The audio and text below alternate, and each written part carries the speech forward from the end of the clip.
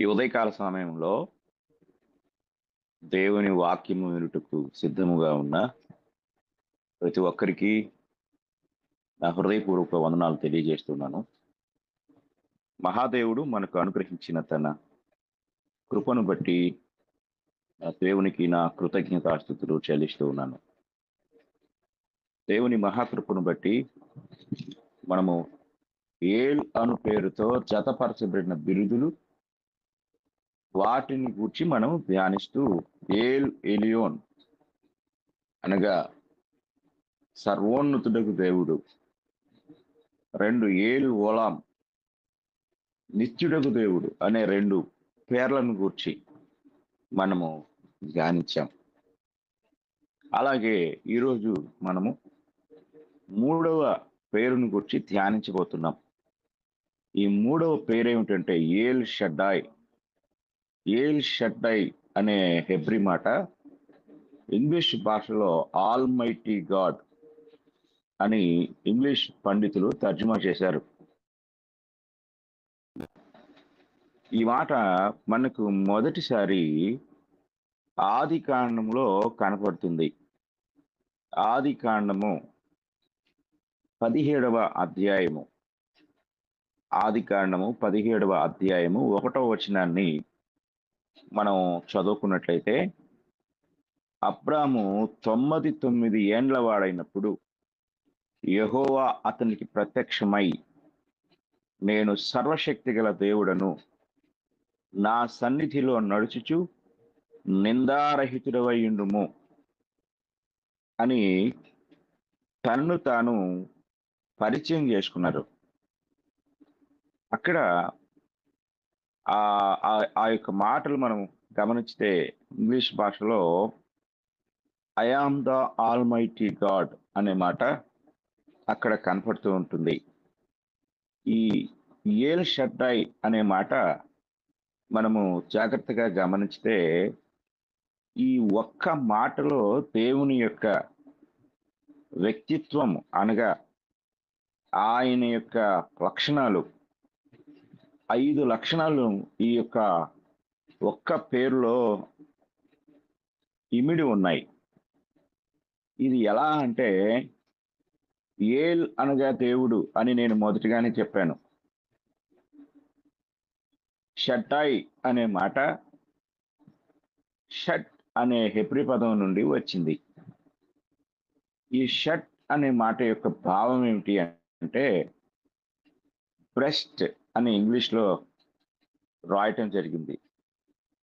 Breast అంటే రొమ్ము, లేక స్తనము, లేక చన్ను అని తెలుగులో పండితులు తర్జుమా చేశారు. ఈ బ్రెస్ట్ అంటే అది పురుషుని యొక్క బ్రెస్ట్ కాదు, కానీ స్త్రీ యొక్క స్తనము. ఇది మనకు యెషయా గ్రంథం 28వ అధ్యాయము 9వ వచనంలో కనపడుతుంది. యెషయా గ్రంథము 28వ అధ్యాయము 9వ వచనాన్ని మనం చదువుకుందాం. వాడు ఎవరికి విద్య నేర్పును, ఎవరికి వర్తమానము తెలియచేయును, తల్లిపాలు విడిచిన వారికా, చన్ను విడిచిన వారికా అనే మాట అక్కడ కనపడుతుంది. అందులో ఆ ఇంగ్లీష్లో చివరిగా and drawn from the breasts అనే మాట కనపడుతుంది. ఆ మాట మన హెబ్రీ బైబిల్లోకి వెళ్ళి చూస్తే అక్కడ షట్ అనే మాట, హెబ్రీ మాట అక్కడ రాయబడి ఉంటుంది. అంటే షట్ అనగా స్త్రీ యొక్క స్తనము. ఎందుకు ఈ షట్ అనే మాటను ఇక్కడ ఉపయోగించారనేది మనం గమనిస్తే, ఎల్ షడ్డాయ్ అనగా దేవుని యొక్క రొమ్ము. దేవుని యొక్క రొమ్ము అంటే ఈ రొమ్ము అనేది లేక స్తనము అనే మాట ఏంటంటే, ఒక బిడ్డ తల్లి యొక్క రొమ్ము ద్వారా లేక స్తనము ద్వారా పోషించబడతాడు, బలపరచబడతాడు, తృప్తిపరచబడతాడు.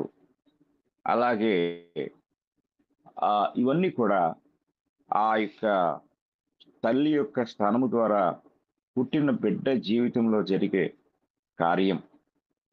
దేవుడు కూడా తనను తాను ఒక స్త్రీ యొక్క రొమ్ముగా చెప్పుకున్నాడు.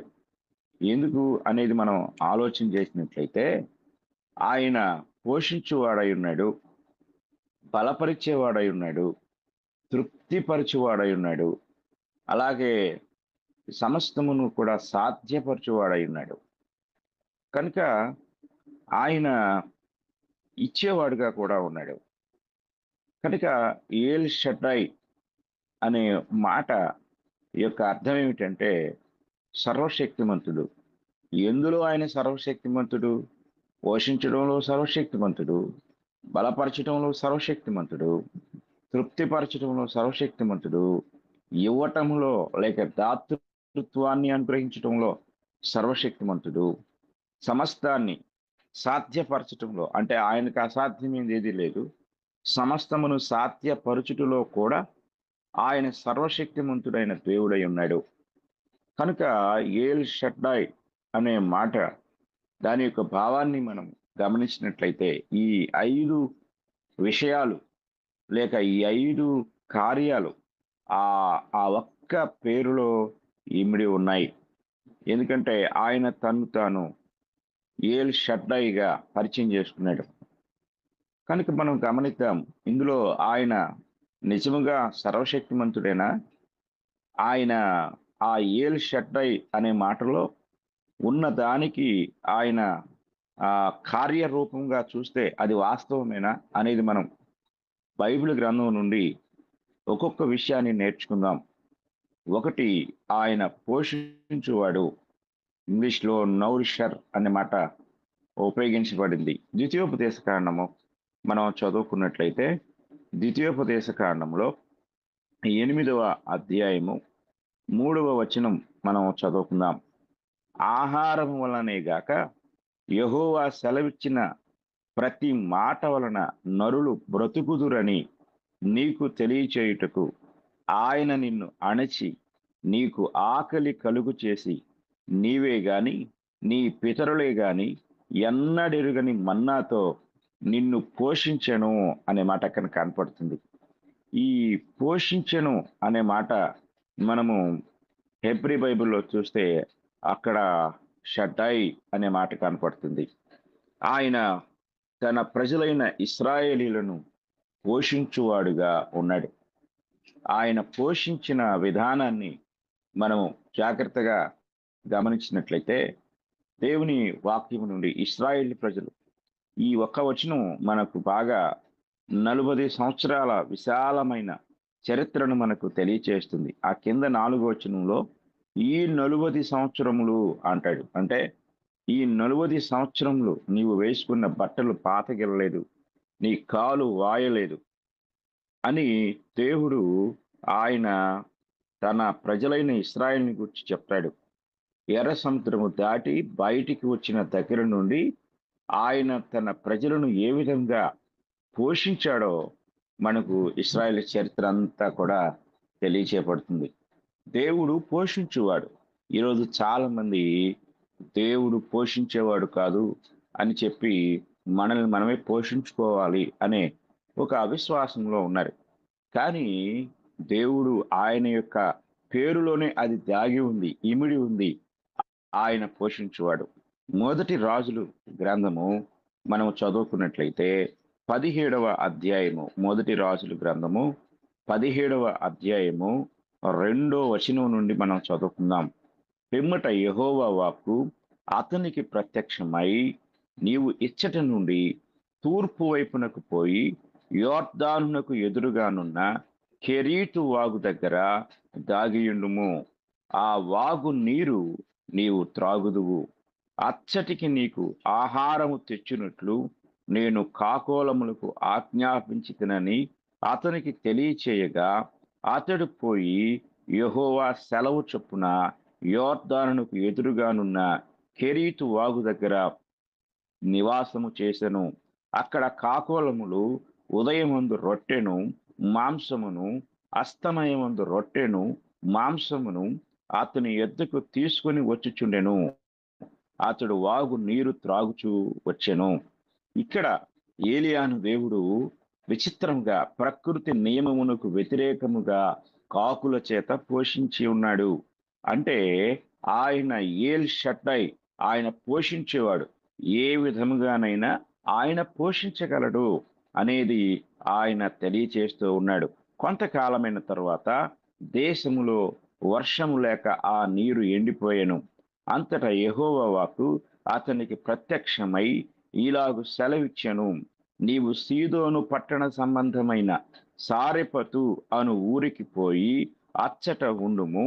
నిన్ను పోషించుటకు అచ్చటనున్న ఒక విధవరాలికి నేను సెలవిచ్చి తిని అని దేవుడు చెప్పాడు. ఇక్కడ పోషించుటకు అనే మాట మనం గమనించితే షడ్డై అనే మాట అక్కడ హెబ్రీ బైబిల్లో కనపడుతుంది. కాకుల ద్వారా ఆయన పోషించాడు.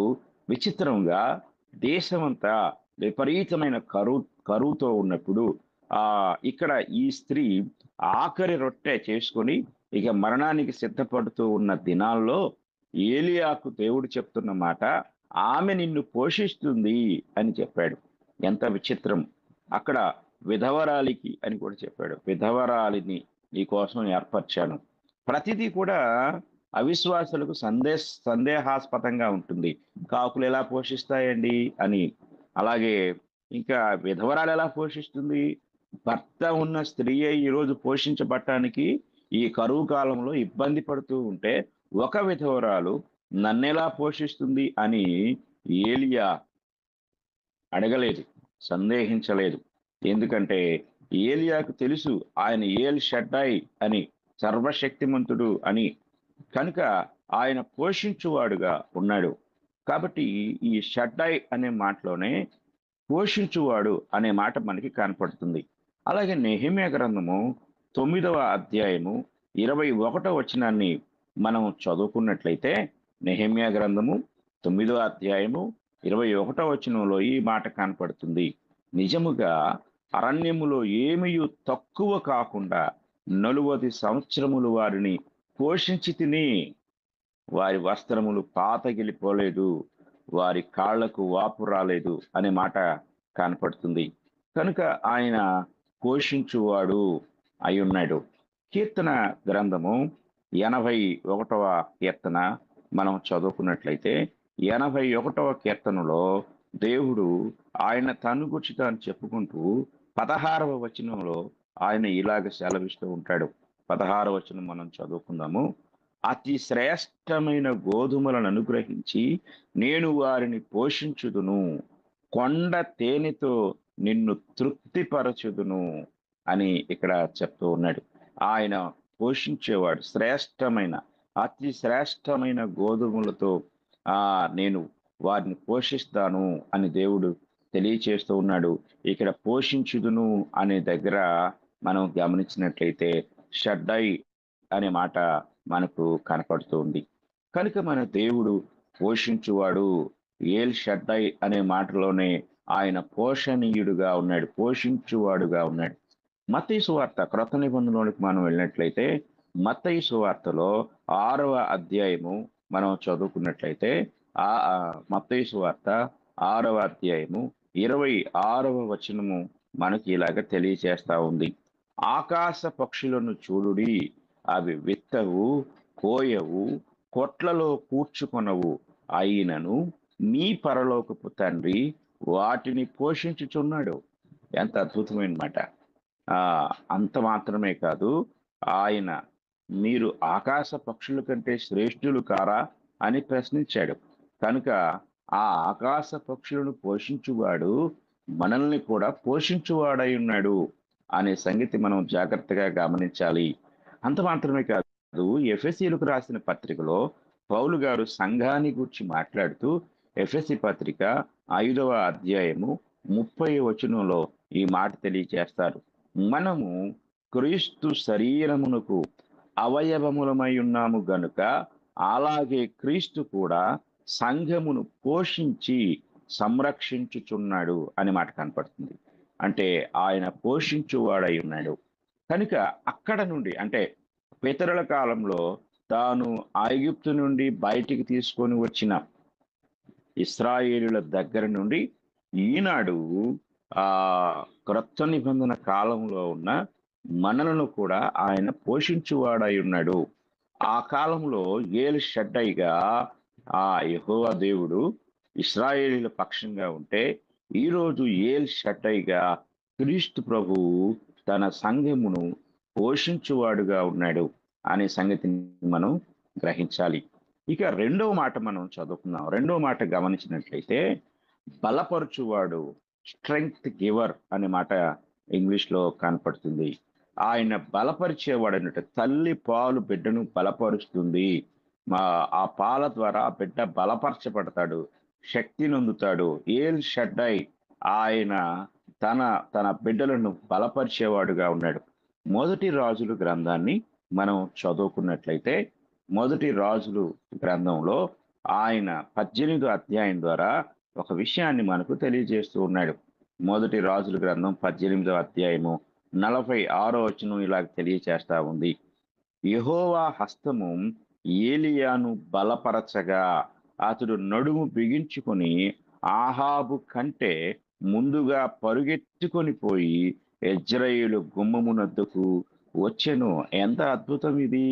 మీరు ఈ అధ్యాయం అంతా చదవగలిగినట్లయితే అక్కడ ఆహాబు తన యొక్క రథముతోటి ఆయన ఆ ఆ వెళ్తూ ఉంటే ఈ ఈ యొక్క గుమ్మం దగ్గరికి వెళ్తూ ఉన్నాడు. అంటే పట్టణంలోనికి వెళ్తూ ఉన్నాడు. యెజ్రెయేలు గుమ్మం దగ్గరికి ఆ ఆయన కంటే ముందుగా ఆ ఏలియా వెళ్ళిపోయాడు.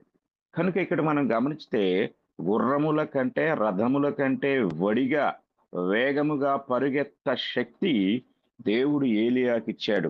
ఏలియాను ఆయన బలపరచగా, కనుక ఏల్ షడ్డై ఆయన బలపరచువాడై ఉన్నాడు. కనుక ఈరోజు మనం గమనించవలసిన విషయం ఏంటంటే ఆయన బలపరిచేవాడు. రెండవ దినవృత్తాంతముల గ్రంథము 16వ అధ్యాయము మనం చదువుకున్నట్లయితే అక్కడ ఒక అద్భుతమైన మాట కనపడుతుంది. 16వ అధ్యాయం 9వ వచనము, తన ఎడల యథార్థ హృదయము గల వారిని బలపరుచుటకై యెహోవా కనుదృష్టి లోకమందంతటా సంచారము చేయుచున్నది. చూడండి, ఎవరిని బలపరిచేవాడైనా తన ప్రజలను, తన ఎడల యథార్థ హృదయం గలవారిని ఆయన బలపరచువాడు అనగా ఆయన షడ్డైగా ఉన్నాడు. కనుక ఆయన బలపరిచేవాడు. కనుక మనం ఈ ఈ విషయాన్ని గ్రహించినట్లయితే, పరిశీలన చేసినట్లయితే ఆయన బలపరిచేవాడు. యోబు గ్రంథము 4వ అధ్యాయము మనం చదువుకున్నట్లయితే యోబు గారు అక్కడ ఒక విషయాన్ని తెలియజేస్తూ ఉంటాడు. 3, 4 వచనాలు.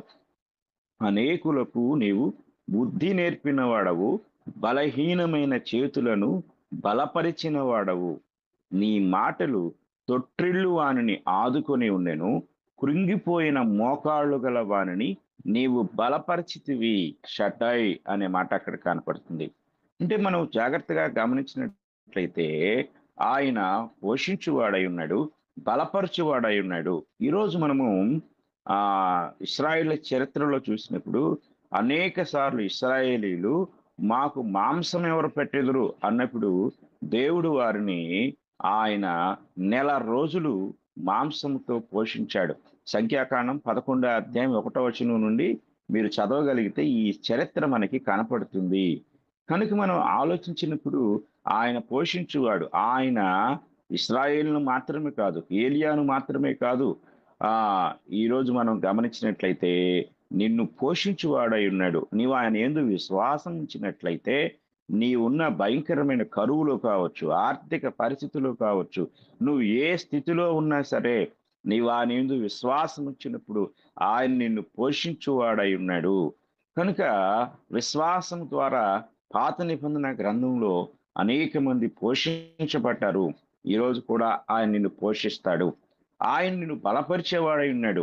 నీ బలహీనమైన పరిస్థితిలో ఆయన నిన్ను బలపరచువాడుగా ఉన్నాడు. ఆయన తన శక్తిని నీకు అనుగ్రహించేవాడుగా ఉన్నాడు. ఇశ్రాయేలీలు బలహీనమైన స్థితిలోనికి వెళ్ళిపోయినప్పుడు ఆయన వారిని బలపరిచినట్లుగా మనము దేవుని యొక్క వాక్యము నుండి అనేక సందర్భాల్లో చూడగలం. యెషయా గ్రంథాన్ని ఒకసారి మనం చదువుకున్నట్లయితే, యెషయా గ్రంథము 41వ అధ్యాయము, 41వ అధ్యాయంలో 10వ వచనం ఈ మాట మనకి తెలియజేస్తూ ఉంది. చదువుకుందాం. దేవుడు మాట్లాడుతూ ఉంటాడు ఇక్కడ. ఆహ్, "నీవు నా దాసుడవనియు, నేను నిన్ను ఉపేక్షింపక ఏర్పరచుకొంటిననియు, నేను నీతో చెప్పియున్నాను. నీకు తోడైయున్నాను. భయపడకుము. నేను నీ దేవుడనైయున్నాను. దిగులు పడకుము. నేను నిన్ను బలపరుతును. నీకు సహాయం చేయువాడను నేనే. నీతియను నా దక్షిణ హస్తముతో నిన్ను ఆదుకొందును." చాలా జాగ్రత్తగా గమనించాలి. కొన్నిసార్లు చాలామంది నాస్తికులు అంటే దేవుడంటే నమ్మని వారు. ఈ వారు వారి యొక్క విశ్వాసం ఎలా ఉంటుందంటే, ఇది ఎప్పుడో ఇశ్రాయేలుకి చెప్పిందండి మనకు వర్తించదు అంటారు. కాదు, కాదు. ఇశ్రాయేలుకు చెప్పిన దేవుడు ఈనాటికి ఎందుకు గ్రంథంలో ఉంచారు? మనం ఎందుకు చదువుకోవాలి? ఈ విషయాలు మనకెందుకు రాయబడ్డాయి? అని మనం ఆలోచించినట్లయితే, ఇశ్రాయేలుల జీవితంలో ఆయన పోషణీయుడుగా ఎలా ఉన్నాడో, బలపరిచేవాడుగా ఎలా ఉన్నాడో, ఈరోజు నిన్ను, నన్ను కూడా ఆయన పోషించేవాడుగా ఉన్నాడు. బలపరచువాడుగా ఉన్నాడు. అన్ని కాలాల్లో కూడా ఆయన పోషణీయుడు, బలపరచువాడు అనే సంగతులు మనకు రుజువుపరచుటకు దేవుడు ఈ సంగతులు మనకు తెలియచేస్తూ ఉన్నాడు. ఈ వాక్యాన్ని మనం చదువుతూ ఉండగా, వింటూ ఉండగా దేవుడు నీతో మాట్లాడుతున్నాడని, నిన్ను పోషిస్తాడని, నిన్ను బలపరుస్తాడని నీవు విశ్వసించినట్లయితే నీ జీవితంలో కూడా దేవుడు ఈ కార్యాన్ని జరిగిస్తాడు. యెషయా గ్రంథం 58వ అధ్యాయము మనం చదువుకున్నట్లయితే 11వ వచనంలో దేవుడు ఇలాగ సెలవిస్తూ ఉన్నాడు. చూడండి. యెహోవా యెహోవా నిన్ను నిత్యము నడిపించును. క్షామకాలమున ఆయన నిన్ను తృప్తిపరచి నీ ఎముకలను బలపరుచును. నీవు నీరు కట్టిన తోటవలెను, ఎప్పుడును ఉపుకుచు ఉండు నీటి ఊటవలెను ఉండెదవు. కనుక ఇక్కడ కొంటున్నాడు, ఎముకలను బలపరచువాడు. కనుక ఆయన నిన్ను బలపరిచేవాడుగా ఉన్నాడు. క్రొత్త నిబంధనలోనికి వచ్చినట్లయితే అపోస్తలుడైన పౌలు గారు ఫిలిప్పీలకు రాసిన పత్రికలో 4వ అధ్యాయము 13వ వచనంలో ఈ మాట తెలియజేస్తూ ఉన్నాడు. నన్ను బలపరచు అని యందే నేను సమస్తమును చేయగలను అన్నాడు. ఎవరు బలపరిచేది పౌలు గారిని? ఆయన చేతుల కష్టార్జితమా? లేక ఆయనతో ఉన్నవారా? లేక ఆయన ఆయనకున్న ఆస్తిపాస్తులా? ఏమిటి మనం గ్రహించాలి? ఆయన బలపరచు వాని యందే అన్నాడు. జాగ్రత్తగా మనం గమనించాలి. పౌలు గారిని బలపరిచిన దేవుడు నిన్ను నన్ను బలపరచువాడై ఉన్నాడు. కనుక ఆయనను దేవుడు బలపరచుట ద్వారానే ఆయన ఆ కార్యములన్నిటినీ జరిగించిన వాడుగా మనం చూడగలం. కనుక మన దేవుడు బలపరచువాడై ఉన్నాడు. ఇక మూడవ మాట మనం గమనించినట్లయితే ఆయన తృప్తిపరచువాడు, సాటిస్ఫైర్ అనే మాట ఇంగ్లీష్లో ఉపయోగించబడింది. ఆయన తృప్తిపరచువాడు. తల్లి ఆ తన బిడ్డకు పాలిస్తున్నప్పుడు ఆ బిడ్డ తల్లి కళ్ళలోకి తృప్తిగా చూస్తాడు, నవ్వుతూ ఉంటాడు, ఆనందిస్తూ ఉంటాడు. ఆ పాలు అతనికి సరిపోకపోతే, తల్లి దగ్గర సమృద్ధికరమైన పాలు లేకపోతే ఆ బిడ్డ ఏడుస్తూ ఉంటాడు. ఆ ఆకలితో కేకలు పెడుతూ ఉంటాడు. కానీ ఏ తల్లి అయితే తృప్తికరంగా తన బిడ్డకు పాలు ఇస్తుందో, ఆ ఆ బిడ్డ పాలు తాగి తృప్తిగా తన తన యొక్క ఫేస్ ఫీలింగ్స్ అన్ని కూడా, ముఖ కవళికలన్నీ కూడా తృప్తిగా ఉంటాయి. ఆ ఆ తర్వాత తల్లి ఒడిలో హాయిగా నిద్రపోతాడు. కనుక ఆయన షడ్డాయి అనగా ఆయన తృప్తిపరచువాడుగా ఉన్నాడు. కీర్తన గ్రంథము 81వ కీర్తన మనం చదువుకున్నట్లయితే, మనం ఇందాక ఒకసారి చదువుకున్నాము. ఆ కీర్తనలో ఇలా కనపడుతుంది. మంచి గోధుమలతో ఆయన నిన్ను తృప్తిపరచును అనే మాట మనకు అక్కడ కనపడుతూ ఉంటుంది.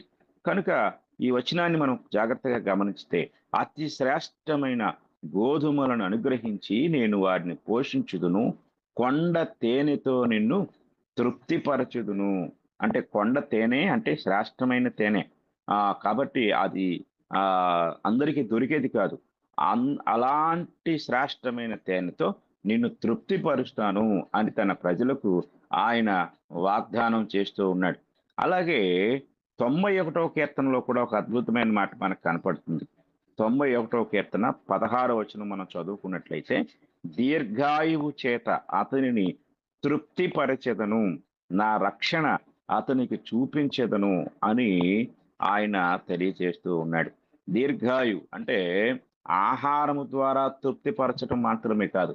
కొంతమంది ఆ నా జీవిత కాలంలో దేవుడు నాకు అనుగ్రహించిన ఆయుష్షు తృప్తికరంగా నేను అనుభవించాను. అన్నీ నేను చూడవలసినవన్నీ చూశాను. నేను పొందవలసినవన్నీ పొందాను. ఇప్పుడు నాకు తృప్తిగా ఉంది. దేవుడు ఎప్పుడు పిలిస్తే అప్పుడు వెళ్ళటానికి నేను రెడీగా ఉన్నాను. అంటే తన ఆయుష్ కాలాన్ని బట్టి ఆ వ్యక్తి తృప్తి పడుతూ ఉన్నాడు.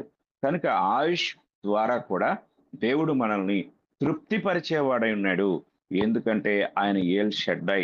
కనుక ఈరోజు నీ జీవితంలో తృప్తి లేకపోతే దేవుడు నిన్ను తృప్తిపరిచేవాడుగా ఉన్నాడు. వాస్తవానికి మనం గమనించినప్పుడు భౌతికమైనది ఏది కూడా మనకు తృప్తినివ్వదు. కొందరి జీవితాల్లో నాకు ఆస్తులున్నాయి, అంతస్తులున్నాయి.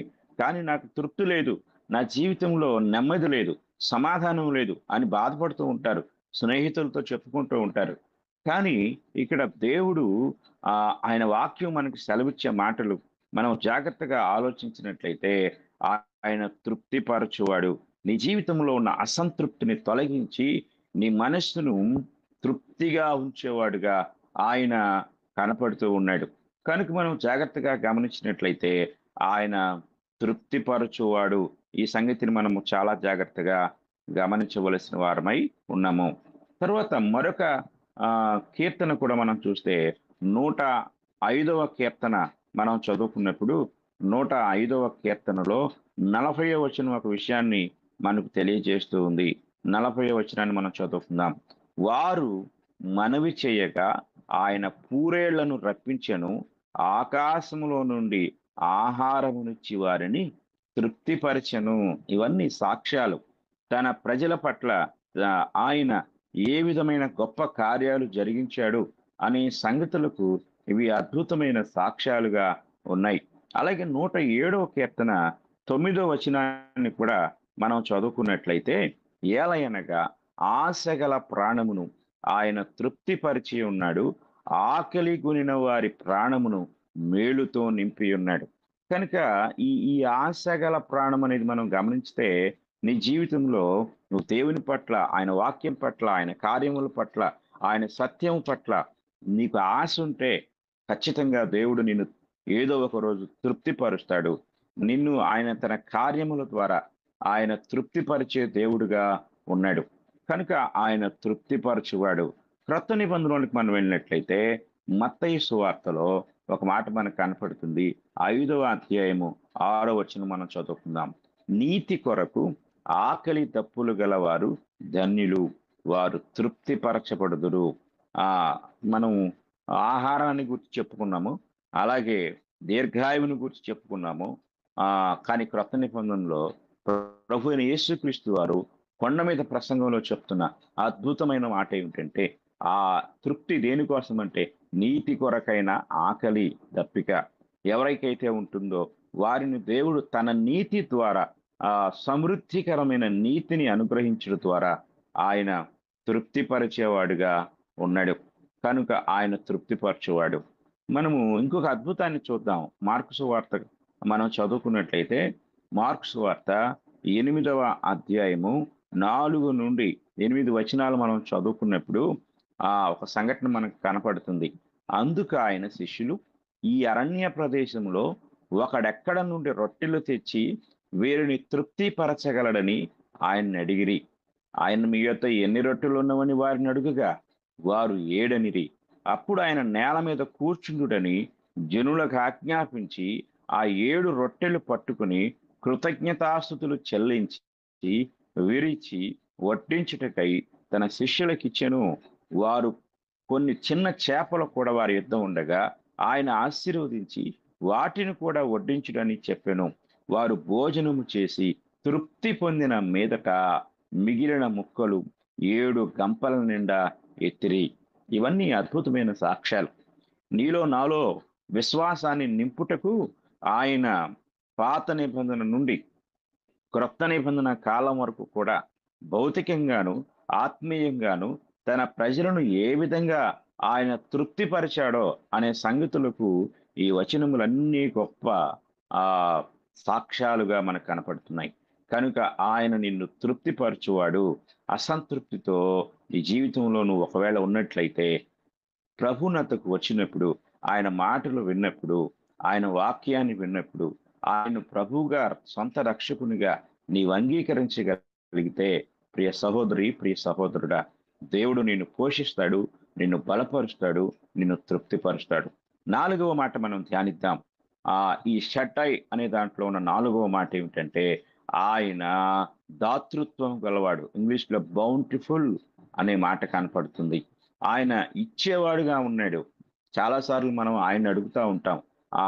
ఆయన మనకి ఇవ్వమని అడుగుతూ ఉంటాం. ప్రభువా నాకు అదివ్వు, ఇదివ్వు అని అడుగుతూ ఉంటాం. కానీ ఆయన ఇచ్చువాడుగా ఉన్నాడు. మొదటి దినవృత్తాంతము గ్రంథంలో దావీదు మహారాజు చేసిన ఒక అద్భుతమైన ప్రార్థన మనం జ్ఞాపకం చేసుకుందాం. మొదటి దినవృత్తాంతముల గ్రంథము 29వ అధ్యాయము మనం చదువుకున్నట్లయితే అందులో 12వ వచనం ఈ మాట తెలియజేస్తుంది. దావీదు మహారాజు గొప్ప ప్రార్థన చేస్తాడు. ఆయన దేవాలయ నిర్మాణానికి మీరు 1వ వచనం నుంచి తీరిగ్గా చదివినట్లయితే దేవాలయ నిర్మాణానికి కావలసిన వస్తువులన్నీ అంటే వెండి, బంగారము, ఇంకా అనేక ముత్యాలు, రత్నాలు అన్నీ కూడా కట్టబోయే తన కుమారుని కొరకు సిద్ధపరుస్తూ తన యొక్క అధిపతులను కూడా అడుగుతాడు. వాళ్ళు కూడా సంతోషంగా ఇస్తారు. ఇచ్చిన తర్వాత దావీదుగా మహారాజుకు చాలా సంతోషం ఇస్తుంది. ఆయన సంతోషించి ఈ ప్రార్థన చేస్తాడు. ఆ ప్రార్థనలో ఒక విశేషమైన మాట మనం ఇప్పుడు చదువుకుంటున్నాం. 12వ వచనం. ఐశ్వర్యమును గొప్పతనమును నీ వలన కలుగును.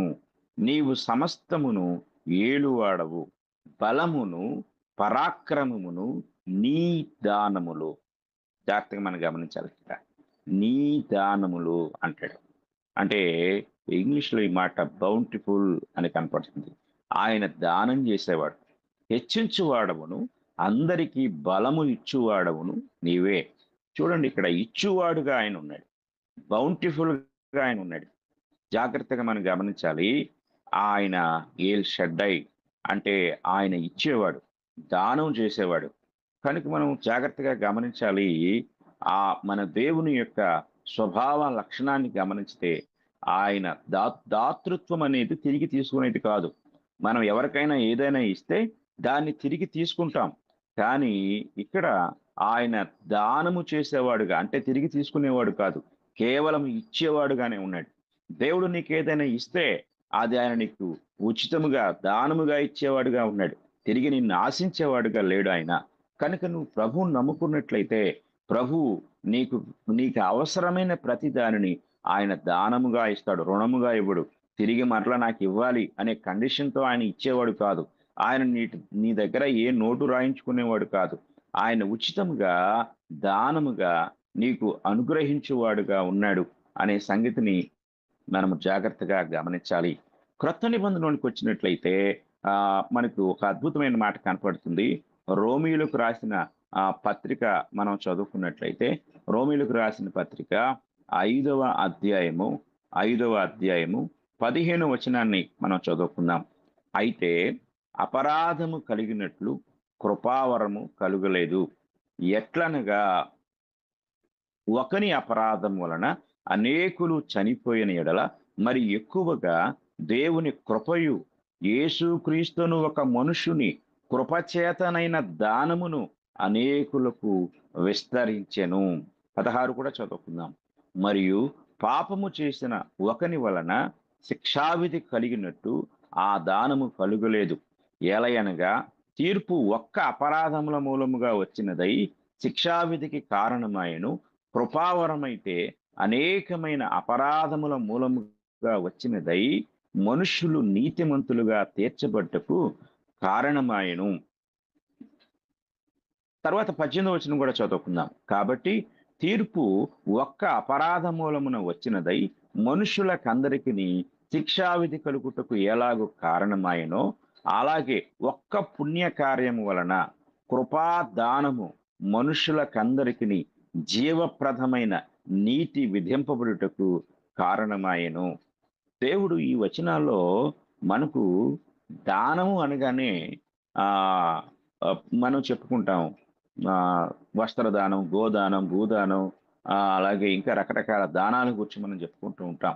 కానీ ఇక్కడ దేవుడు ఇచ్చిన దానం ఏమిటి అంటే, అక్కడ కీర్తనాకారుడైన దావీదు చెప్తూ, "అయ్యా! ఒకప్పుడు నేను గొర్రెల కాపరినిగా ఉన్నాను. కానీ ఇప్పుడు నేను రాజుగా ఉన్నాను. నేను నీకిచ్చుటకు నేను నా ప్రజలు ఎంతటి వారు? ఇదంతా నీ దానమే. ఈ వెండి, ఈ బంగారం ఇదంతా నీవిచ్చిన దానమే గాని, ఇది నాది కాదు. అసలు మేము ఇంతగా ఇచ్చుటకు మేము ఎలాటి వారము? ఏ పాటి వారం" అంటాడు. కనుక దేవుడిచ్చిన దానం దావీదు యొక్క జీవితంలో ఆయన పొందిన ప్రతిదీ. ఈరోజు నా జీవితంలో కూడా మనం ఉన్న స్థితి అంతా దేవుడిచ్చిన దానమే. అయితే ఇక్కడ ఇంకొక అద్భుతమైన దానాన్ని పౌలు గారు తెలియజేస్తున్నాడు. ఈ అద్భుతమైన దానం ఏమిటి అంటే, అపరాధము నుండి విడిపించుట, నీతిమంతులుగా చేయుట అనేది ప్రభువైన యేసుక్రీస్తు వారి ద్వారా, ఆయన శిలువ బలియాగము ద్వారా మనకు దేవుడు దానముగా అనుగ్రహిస్తూ ఉన్నాడు. దానము అంటే మనం మనం పనిచేసి సంపాదించుకునేది రుణమవుతుంది. కానీ ఉచితంగా మనం ఏమి చెయ్యకుండానే మనకు అనుగ్రహించబడేది దానమవుతుంది. మనం ఏమి చేయలేదు. మన అపరాధములకు ప్రతిఫలముగా మనం దేవునికి ఏమి చేయలేదు. కానీ దేవుడే ఉచితముగా ఆ ఒక్క పుణ్య కార్యం వలన కృపాదానము మనుషులకందరికిని కూడా జీవప్రదమైన నీతిగా మనకు అనుగ్రహించబడింది. ఎందుకంటే మనకి యోహాను సువార్త 3:16లో మనకందరికీ బాగా పరిచయమైన మాట. ఆ మాట మనం గమనించినప్పుడు, దేవుడు లోకమును ఎంతో ప్రేమించెను కాగా ఆయన తన అద్వితీయ కుమారునిగా పుట్టిన వాని యందు విశ్వాసముంచు ప్రతివాడును నశింపక నిత్య జీవము పొందినట్లు ఆయనను అనుగ్రహించెను. అనుగ్రహించుట అంటే దానముగా ఇచ్చివేశాడు దేవుడు మనకి. కనుక ఆయన అనుగ్రహించువాడుగా ఉన్నాడు. మనకు ఇవ్వబడిన వాడుగా ఉన్నాడు. మన పాపములకు దేవాతి దేవుడు తన కుమారుడైన యేసుక్రీస్తు వారిని బలిదానముగా అనుగ్రహించాడు. అలాగే రోమీయులకు రాసిన పత్రికలో ఇంకొక అద్భుతమైన మాట మనం చదువుకుందాము. 8వ అధ్యాయము 32వ వచనంలో ఈ మాట మనకి కనపడుతుంది.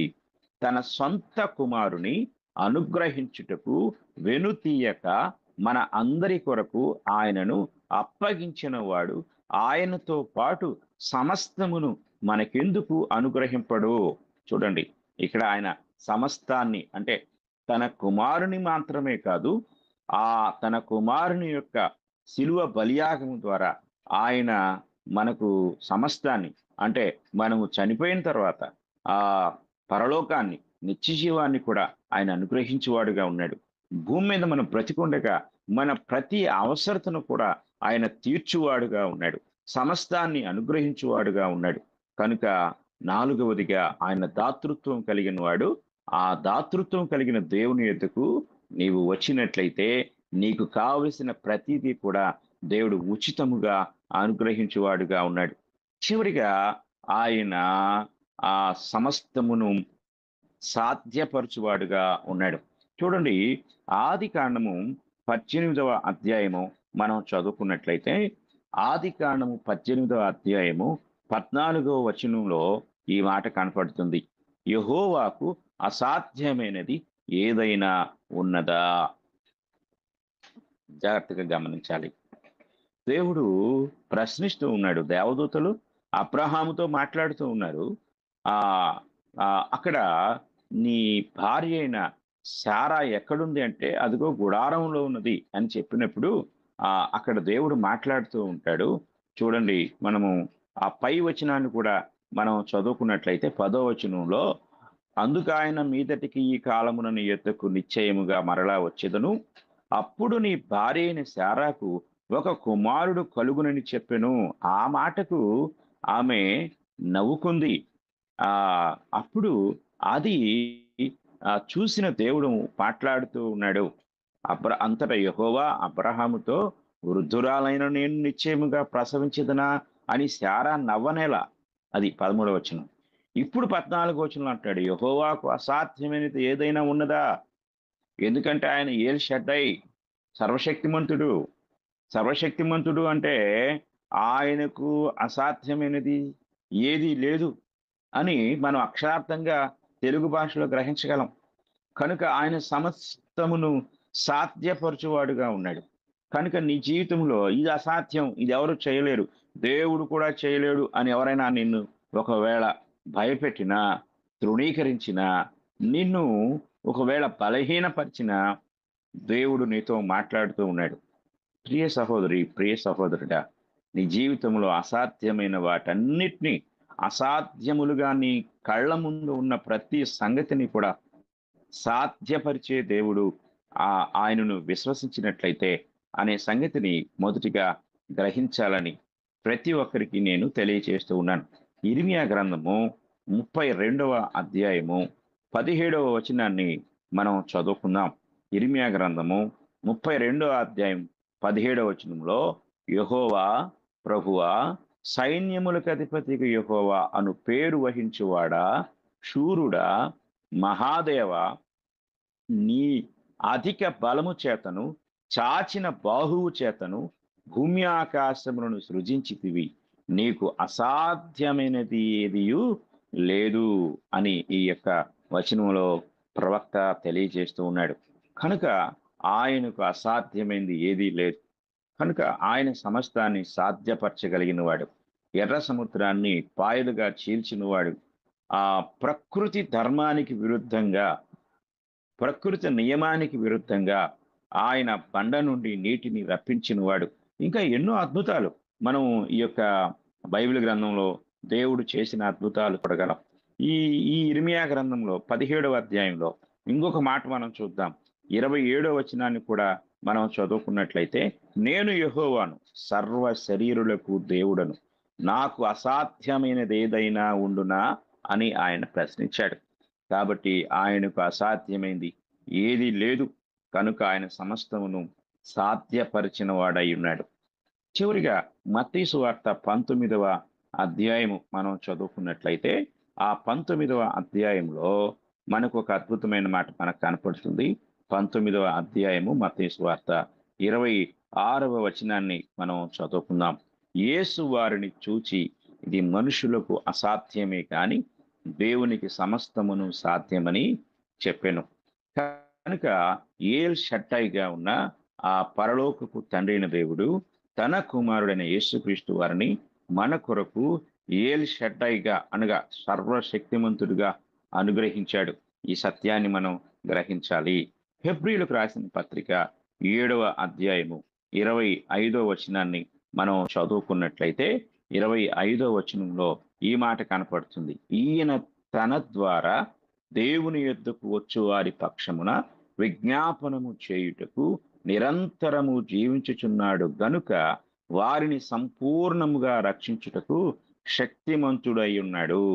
అంటే పాత నిబంధనలో ఏల్ షట్టైగా యెహోవా దేవుడు తన శక్తిని తన ప్రజల పట్ల ఏ విధంగా కనపరిచాడో, క్రొత్త నిబంధనలో ఏల్ షట్టైగా మన ప్రభువైన యేసుక్రీస్తు వారు సంపూర్ణముగా సర్వలోకములో ఉన్న వారందరినీ కూడా రక్షించుటకు, వారి పక్షమున విజ్ఞాపన చేయుటకు ఆయన శక్తిమంతుడుగా ఉన్నాడు. కనుక మనము దేవుని యొక్క ఈ పేరులో ఉన్న భావాన్ని చూసినప్పుడు ఆయన ఏల్ షట్టై, నీ జీవితంలో కూడా నీవు ఆయన ఆహ్వానిస్తే ఆయన ఏల్ షట్టైగా ఉంటాడు, సర్వశక్తిమంతుడుగా ఉంటాడు, నిన్ను పోషిస్తాడు, బలపరుస్తాడు, తృప్తిపరుస్తాడు. ఆయన నీకు దానముగా అనుగ్రహిస్తాడు, సమస్తమును కూడా నీ జీవితంలో సాధ్యపరుస్తాడు. నీవు ఆయన విశ్వసించినట్లయితే ఈ కార్యములన్నిటినీ ఆయన నీ జీవితంలో జరిగిస్తాడని ప్రతి ఒక్కరికి కూడా ప్రేమపూర్వకంగా తెలియజేస్తూ ఈ మాటలు నేను ముగిస్తూ ఉన్నాను. అందరికీ వందనములు.